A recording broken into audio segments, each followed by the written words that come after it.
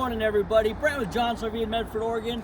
Here to bring one of our brand new pieces of inventory we just got in. This is our 2025 Roadtrek SS Agile. So 144-inch wheelbase, all-wheel drive, Mercedes Sprinter chassis. So this has a new 2-liter 4-cylinder twin-turbo diesel, 9-speed electronic transmission, all under 20 feet overall length. Power sliding door, as well as a power entry step getting inside the coach.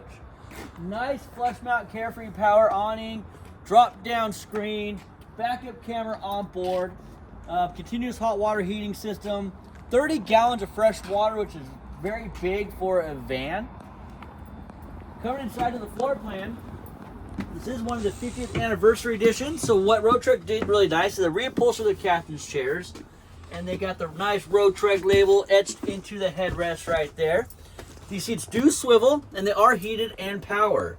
Solid surface countertops. Nice stainless steel undermount sink right there. Get a little pull-out faucet. Single burner induction cooktop. You got your 12-volt compressor-driven refrigerator right there. All vinyl padded walls, ceiling, and I love that they have that Roadtrek name again etched into here. Looks very, very sleek.